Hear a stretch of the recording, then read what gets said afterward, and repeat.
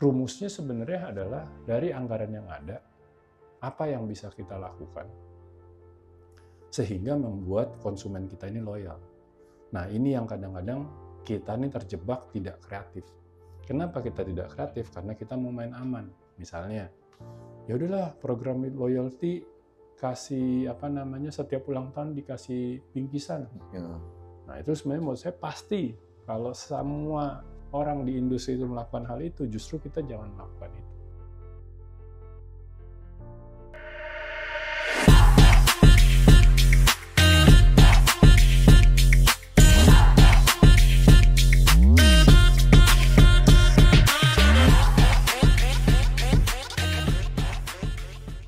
Halo calon pemimpin masa depan, selamat datang di podcast SAI Indonesia. Dalam episode kali ini saya bersama seorang yang kreatif, yakni Mas Yoris Sebastian. Apa kabar Mas Yoris? Senang bisa ketemu lagi, sudah lama. Betul, lama banget nih. Jadi Mas Yoris merupakan founder dari perusahaan konsultan kreatif ya, OMG. Nama Mas Yoris bisa cerita sedikit nggak, OMG itu perusahaan konsultan seperti apa? Ya, jadi dari dulu kita berdiri di 2007, kita merupakan konsultan bisnis yang membantu perusahaan-perusahaan yang ingin menjalankan bisnisnya dengan cara yang tidak biasa. Ya kan, kalau zaman dulu masih sangat jarang perusahaan seperti ini, bahkan awalnya tuh saya hanya fokus di entertainment and lifestyle sesuai dengan background pengalaman kerja saya. Tapi seiring waktu tiba-tiba dicolek sama perbankan, bisa nggak ya bank highly regulated, Bank Mandiri waktu itu klien pertama kita di perbankan gitu ya, peraturan BUMN, peraturan BI, dulu belum ada OJK, ya kan, ini gimana? Saya bilang saya nggak tahu, kita harus coba gitu kan. Akhirnya jalan dan sukses, kita pegang 7 tahun Mandiri Innovation Award untuk corporate innovation-nya gitu ya, untuk karyawannya. Terus dari situ ada misalnya yang lucu juga, rumah sakit mata. Saya bilang saya nggak pernah nih pegang, bahkan waktu itu belum pakai kacamata, kalau sekarang udah pakai kacamata baca sebenarnya. Jadi saya bilang ya kita bisa coba. Nah ternyata ini setelah belasan tahun ya, sejak 2007, ternyata ini benar-benar bukan hanya sekedar quotes, every business is a creative business. Karena kita udah pegang bank, kita pegang asuransi, kita pegang rumah sakit mata, rumah sakit umum, sekarang lagi mau bantu RSCM gitu ya, semen, ya kan. Jadi emang every business is a creative business ya. Jadi itu salah satu yang membuat sampai sekarang ya OMG Consulting ada aja lah. Nah, kalau Yoris sendiri terkenal sebagai seorang yang kreatif, gimana tuh sebutan itu? Sudah memang dari dulunya memang kreatif atau memang karena memang ada pengalaman gitu loh, jadi membuat Mas Yoris kreatif? Ya jadi sebenarnya saya ini cukup beruntung ya. Sebenarnya lulus dalam tanda petik lulus dari MRA Group, dari Hard Rock Cafe Group. Kebanyakan orang kalau 14 tahun kerja di kafe itu pasti bikin kafe tandingan. Tapi karena saya sayang banget sama Hard Rock Cafe, yang menurut saya brand tersebut membesarkan saya. Karena saya join di Hard Rock Cafe sejak kuliah, jadi saya kuliah sambil kerja. Saya nggak mau bikin saingan dan kesannya terlalu simple gitu kan. Jadi saya justru bikin konsultan. Nah harusnya sebenarnya saya bikin konsultan marketing karena saya salah satu pemenang Young Marketers Award. Tapi kan di Indonesia udah banyak ya marketing consultant ya. Jadi kita sebagai yang anak muda tahu diri, kita coba bikin yang lain. Nah saya lihat lagi nih, CV saya apalagi ya selain menang Young Marketers Award. Ternyata saya menang di 2006 itu, di saat-saat saya udah bener-bener kayak udah mau keluar nih, udah mau lulus dari MRA Group. Saya menang di London International yang kreatif entrepreneur. Ya udah saya bikin OMG Creative Consultant. Walaupun ya di awal-awal ya banyak juga kerjaan marketingnya, tidak terhindarkan gitu ya. Nah tapi dari situ kan saya mengambil positioning, mengambil personal branding tuh kreatif gitu kan. Dan memang waktu itu juga kalau dalam konteks saya akhirnya nulis buku di 2010, masih banyak orang-orang bilangnya udahlah nggak usah kreatif lah Mas Yoris, bikin capek aja, kita peniti aja dari Cina katanya gitu kan, udahlah gitu. Nah tapi karena saya riset, saya lihat ada teh dalam botol pertama dari Indonesia, air minum dalam kemasan pertama di dunia itu dari Indonesia. Sebenarnya ada lah, ini kita bisa kreatif, inovatif gitu kan. Akhirnya mulai bikin dan mulai akhirnya jadi 2 domain, creativity dan innovation. Tapi kalau misalnya ditanya Yoris Bastiannya sendiri, sebenarnya kalau ada yang nonton nih teman-teman saya waktu kecil, SD, SMP terutama, pasti mengingat saya sebagai Yoris Bastian yang biasa-biasa aja. Jadi jauh dari ibaratnya, ada tuh kan yang teman kita di SD jago banget gambar, kreatif gitu. Saya mah biasa-biasa aja, tidak ada yang menonjol. Mungkin di SMA udah mulai menonjol karena di SMA saya udah mulai bisa lolos atau bisa terpilih jadi salah satu freelance jurnalisnya majalah Hai. Nah tapi kalau di SD SMP tuh kalau reuni-reuni kayak nggak kelihatan gitu ya. Kok lu bisa jadi kayak gini sih? Bisa kreatif gini ya. Creativity adalah skill yang bisa dipelajari. Yoris dulu juga waktu di Hard Rock sempat mengeluarkan kampanye loyalty ya, I Like Monday.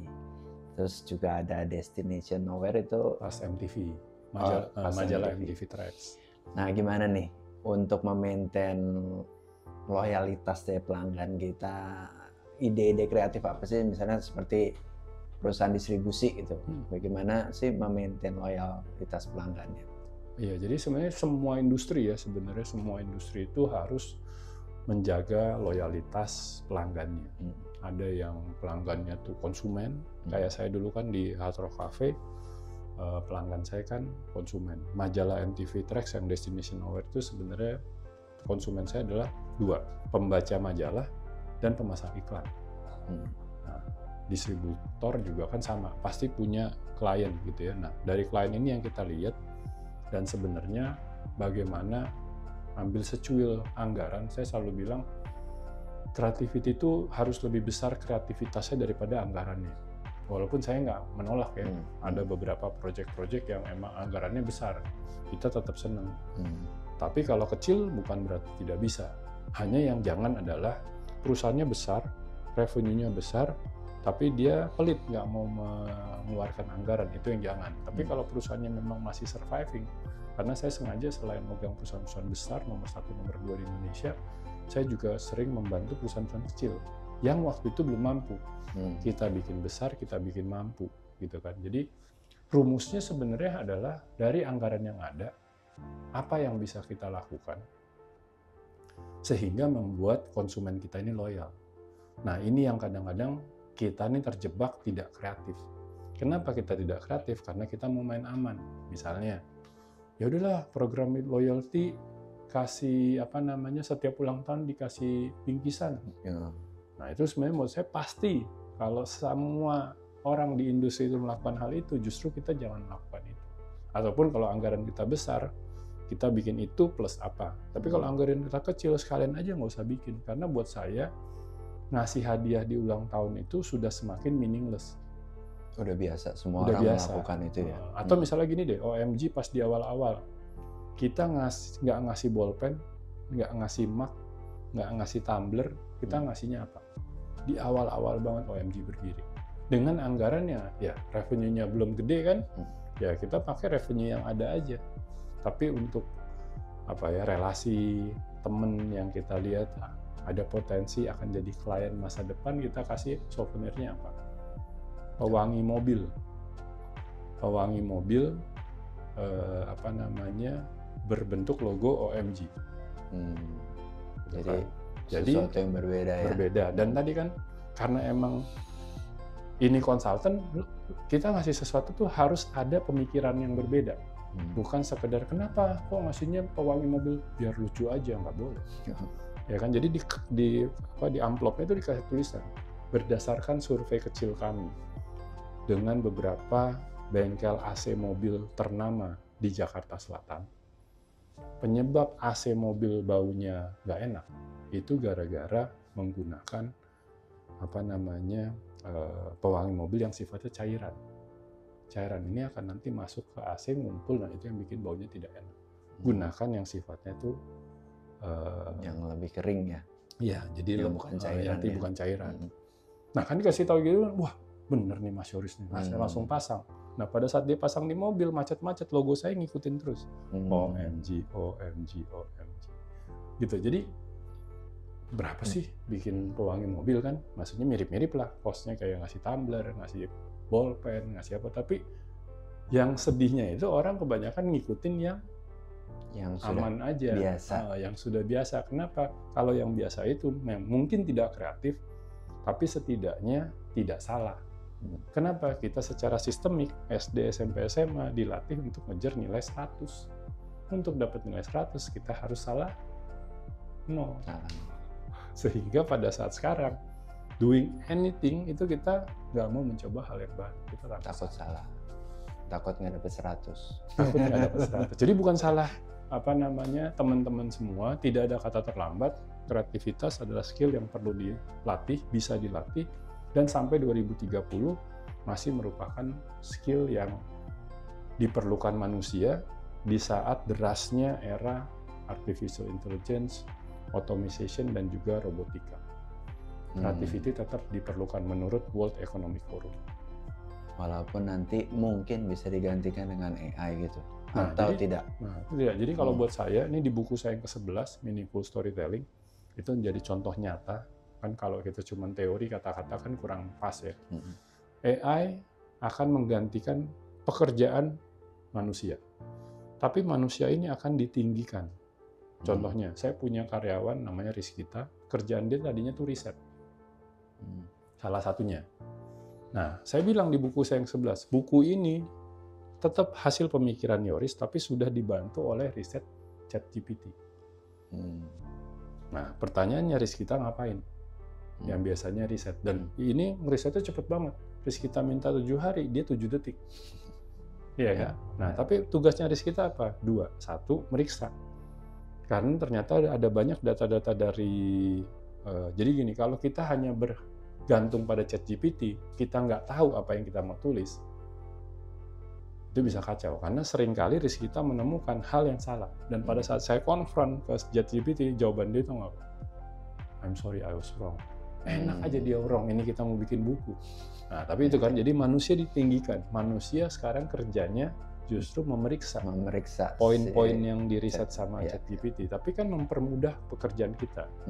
AI ini adalah tools, alat bantu, sama kayak kalkulator. Membantu, gitu kan. Nah, sama apa tugasnya Rizkita? Nyariin narasumber, kisah-kisah, story-story yang tidak sesuai dengan algoritma Yoris. Karena sekarang ChatGPT pun udah makin mengenal Yoris. Contohnya balik lagi Steve Jobs, Richard Branson yang Yoris suka. Saya perlu dikasih juga tokoh-tokoh yang tidak ada dalam algoritma saya. Itu tugas manusia.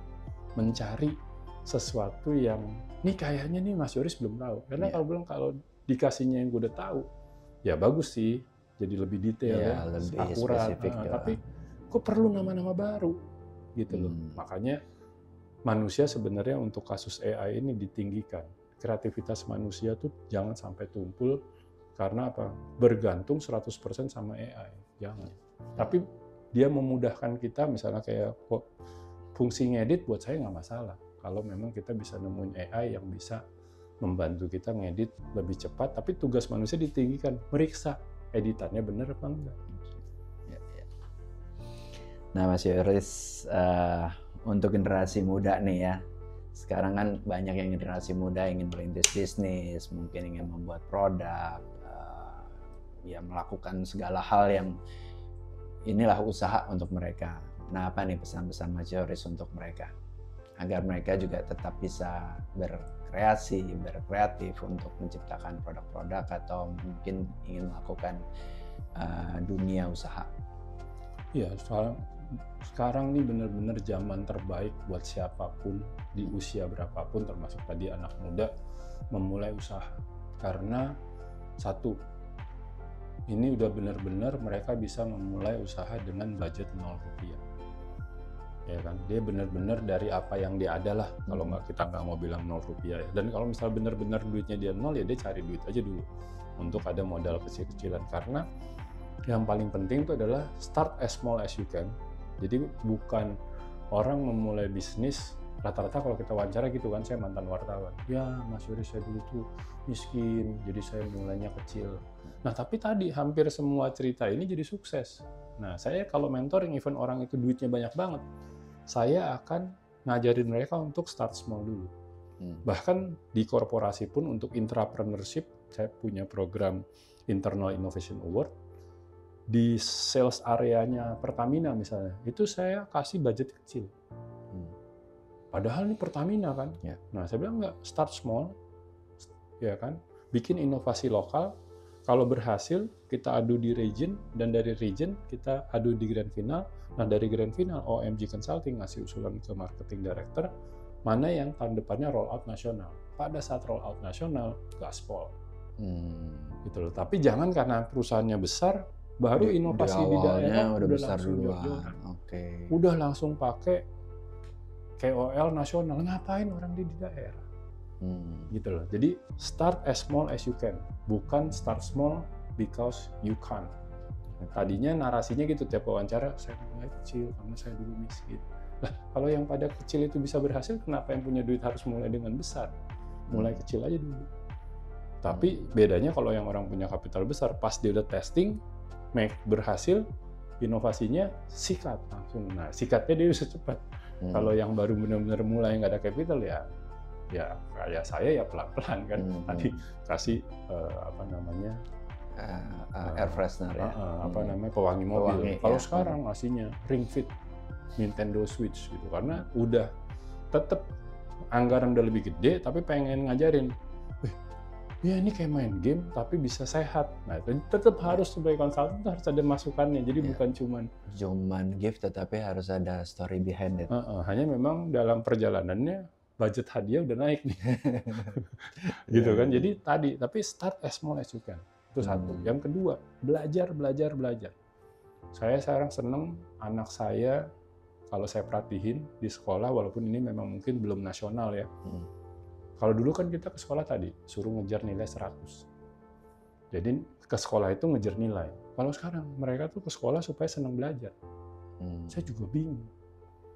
Waktu awal-awal di sekolah, saya mana nilainya ya? Kok nggak ada? Nah, ada kecil banget di bawah itu hanya untuk apa gitu nanti di kemudian hari kayaknya dia butuh gitu kan. Tapi supaya kita ke sekolah itu mengejar ilmu. Ada demonstrasi ini di jalanan, besoknya di kelas langsung diajarin. Kenapa demonstrasi? Anggap satu keluarga punya 3 anak, yang satu mau ke Blok M, satu mau ke Plaza Indonesia, satu mau ke PIM. Orang tuanya bilang, ya udah kita ke PIM aja. Yang 2 marah. Dan yang 2 ini kalau bersatu, dia bisa bikin demonstrasi kecil. Jadi langsung diajarin apa yang terjadi di dunia nyata dibawa ke classroom. Sehingga apapun yang terjadi, anak saya udah terbiasa dan teman-temannya itu untuk belajar. Lagi ada konklav, belajar. Lagi ada apa?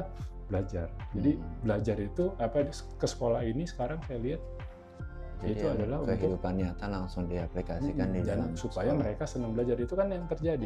Pada saat lulus kuliah masuk ke dunia nyata, dia pikir udah selesai nih, gue udah selesai belajar. Salah. Lo begitu masuk OMG Consulting, masuk ke sini, belajar lagi. Ya kan? Nah, dan sekarang tempat belajar tuh banyak banget. Malah kebanyakan ya, kalau zaman kita dulu kan dikit ya. Gue masuk majalah Hai supaya bisa baca buku gratis. Karena gue nggak punya duit banyak untuk beli buku banyak, ya kan. Kalau sekarang kan gila banyak banget. Ya, betul. Jadi start small, belajar. Saya kasih contoh satu, sahabat saya dulu, karyawan saya, Ernest Prakasa. Nggak pernah kan sekolah film formal.